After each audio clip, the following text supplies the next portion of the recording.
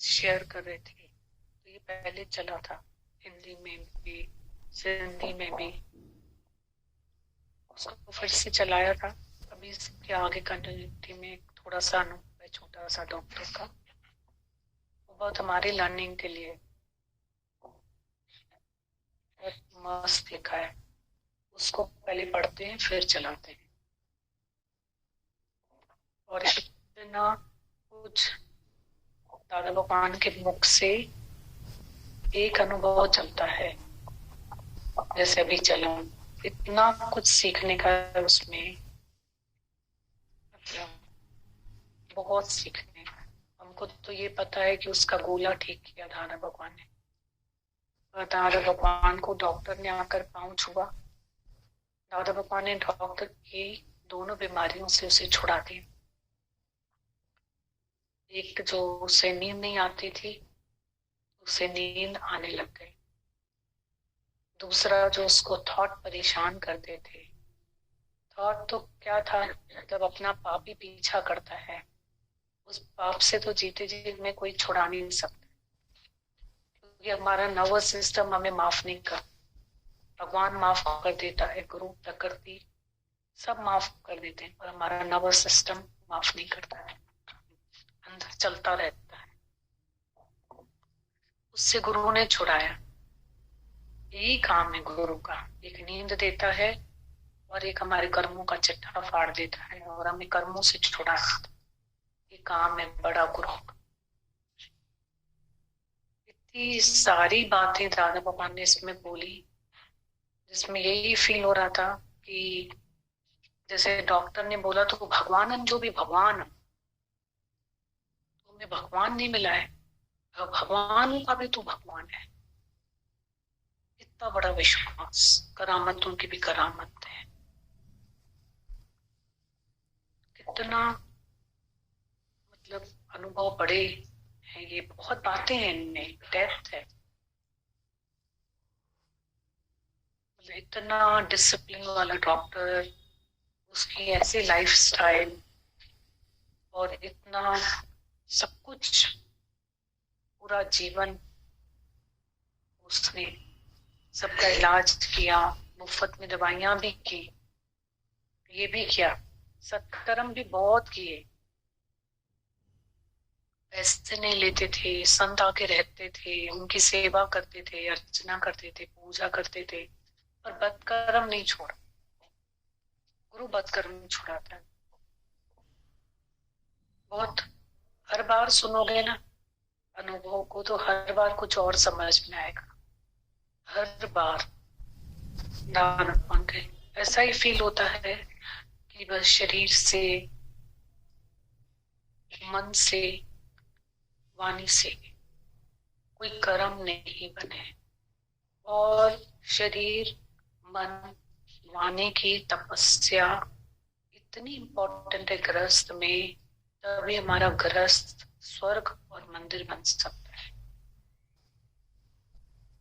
नहीं तो हमारा घर नर्क है।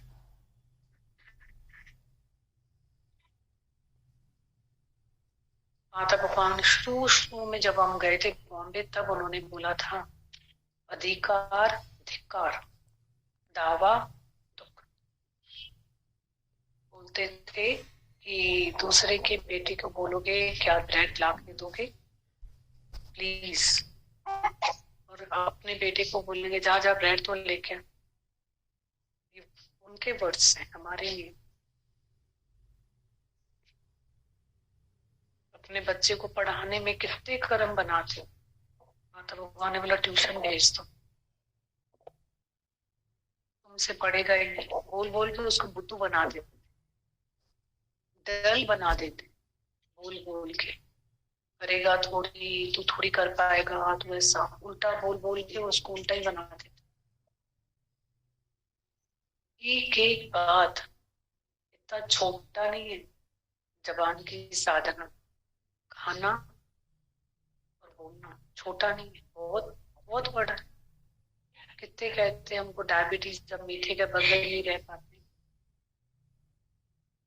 कितने बोलते हैं हम इसके बगैर नहीं रह पाते, बोलना और हमारा खाना। जो छोटी तपस्याएं नहीं है, शरीर का तपस्या, ब्रह्मचार्य का व्रत और सेवा, मन की तपस्या, तीनों इंद्रियों को वश में गुरु लेकर आते हैं। बहुत अच्छा लगता है। इनसे अब कोई कर्म नहीं बनाएंगे।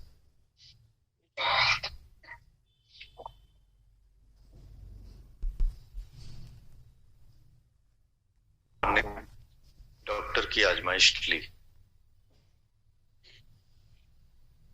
दादा लिखते हैं, डॉक्टर बहुत खुश हुआ, मुझे बोला आपका ज्ञान मैं उदयपुर मुल्क में चलाऊंगा।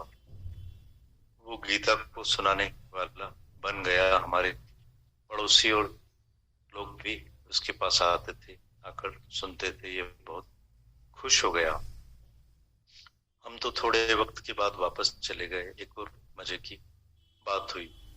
जब इसका मुझसे बहुत प्यार हो गया, उसने मुझे बोला, दादा आप मुझे कभी छोड़कर नहीं जाना, आप उदयपुर छोड़कर कभी मत जाना, नहीं तो मैं आपके ऊपर केस करूंगा कि आप ठग हो। आप इधर आए हो, बैठे हो, रहे हो, आपने मुझे आराम दिया है। मैंने उससे वादा किया कि मैं उदयपुर कभी भी छोड़कर नहीं जाऊंगा। 1 साल के बाद मेरा बेटा कन्हैया आया। उसने जमीन ली थी बॉम्बे में। उसने बोला, आपने जो डॉक्टर को इतना फायदा दिया है वो आपके लिए क्या करने को तैयार है।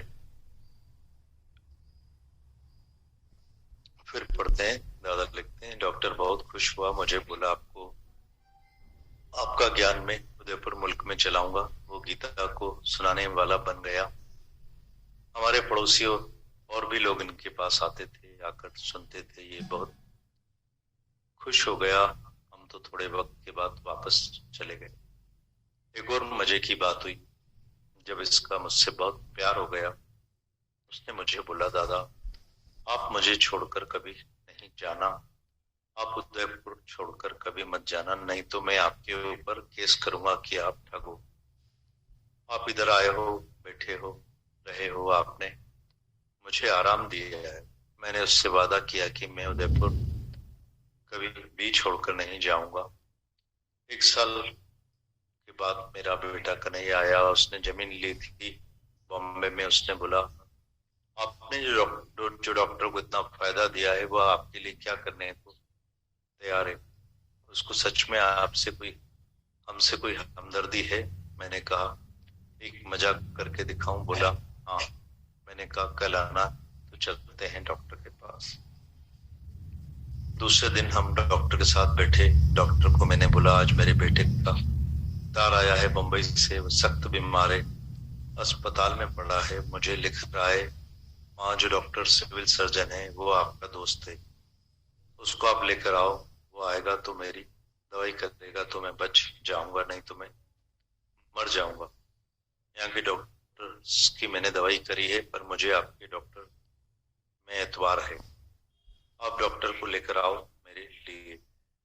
मैंने फर्स्ट क्लास की 2 टिकट रिजर्व कराई है मुंबई की। तुम और मैं दोनों चलते हैं, चलकर उसको देखते हैं। वो हाथ जोड़कर बोला, मुझे माफ करना दादा, मैं नहीं चल पाऊंगा। दादा ने कहा, मेरा बेटा बीमार है और तू नहीं चल सकेगा। डॉक्टर, ओके, तूने क्या किया है। वो बोला, मैं क्या करूं, मेरे ऊपर बहुत काम है, मैं दुनिया के कामों में फंसा पड़ा हूं। मैंने कहा, तू फंसा पड़ा है तो मतलब तूने गीता नहीं समझी है। ऐसा नहीं कर, तू मेरे साथ चल, एक बार चल, मैं तेरे साथ चल रहा हूं, तेरा साथ ही वापस आ जाऊंगा। तू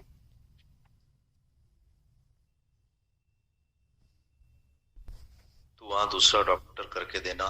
तुम्हें अगर दूसरा अच्छा डॉक्टर समझ में आए उसको करके तुम वापस आ जाना। ऐसे 2-3 दिन आने जाने में लगेंगे, पर बोला, मुझे माफ करो, मेरी तंदुरुस्ती ऐसी नहीं है कि मैं चल सकूं। मैंने कहा, यहाँ तो बैठा है जिंदा, उधर भी चलेगा मेरे साथ तो तेरी तंदुरुस्ती खराब नहीं होगी। बोला, नहीं, मैं नहीं चल सकता। अगली बार जब उससे मिला तो मैंने उसको बोला, मैंने तेरी परीक्षा ली डॉक्टर, मेरा बेटा कन्हैया बिल्कुल ठीक है, घूम फिर रहा है, बीमार नहीं है, तुम्हें ख्याल नहीं करना। मैंने केवल तुम्हारी परीक्षा ली। लक्ष्मी ने बोला, डॉक्टर को आप क्या समझते हो? तो मैंने कहा, मैं डॉक्टर को बहुत सत्पुरुष समझता हूँ। बोला, नहीं, पर मैं समझती हूँ वो भी पूरा पक्का नहीं है। आज ही चल के आजमाइश लेते हैं। हमारी तो परीक्षा लेते हो, इसकी भी तो परीक्षा लो ना। मैंने, डॉक्टर तुम्हारी परीक्षा ली है, ये तो सिर्फ एक मजाक था। बोला, अरे मैं तो फेल हो गया, मेरे को तो फेल कर दिया। इसके बाद दूसरा कोई भी काम आपको पड़े तो मेरे ऊपर रखना। मैंने कहा, अब मुझे तुम पर एतबार नहीं है, कोई भी काम अब तुम्हारे ऊपर नहीं रखेंगे। अगर पता पड़ेगा कि तू कर सकता है तो भी मैं तेरे ऊपर नहीं रखूंगा। बाकी तू मेरा एक काम चलाते आना, सत्संग जो कर रहा है करते रहना। इतनी बड़ी हवेली है, लाखों लोग तेरे पास आ सकेंगे, तू सत्संग को बढ़ाता जा। उसने सत्संग को बहुत बढ़ाया। थोड़े वक्त के बाद उसकी चिट्ठी आई कि पत्नी मर गई है। अक्षरों मैं आपके अक्षरों में मुक्त हो गया हूँ। Twice blessed you are when your wife dies or runs away। Christ ने बोला है, क्राइस्ट के अक्षर मैंने उसको बताए थे। क्राइस्ट ने बोला है, जब तुम्हारा धन चला जाए तो अपने को सौभाग्यशाली समझना, पर पत्नी मर जाए या पत्नी चली जाए तो डबल सौभाग्यशाली समझना। अब तुम्हारे अक्षरों में मैं बड़ा सौभाग्य वाला हो गया हूँ। मेरी पत्नी मर गई, थोड़ा समय के बाद खुद भी मर गया। वहां उस मुल्क में एक आदमी है अभिमन्यु, उसकी रेलवे में नौकरी है। उसने मुझे लिखा, हमारा डॉक्टर मर गया है, ये खबर मिली। दादा भगवान मतलब दादा भगवान, गुरु, सत्संग, सत्संग वाणी, सत्संग चल करना, कुछ भी नहीं है। इतना हल्के। तो जब वाणी हम गुरु की सुनते थे, दादा भगवान की, तो आत्मा, भगवान, परमात्मा, खुद खुदा, तो कचरे में अपने को कैसे फील करेंगे? करमंडल में इतना कचरा, तो हमारा तो कचरे का रूप ही हो जाता है ना। तो गीता भगवान की इतनी गृहस्थ की वाणियां हैं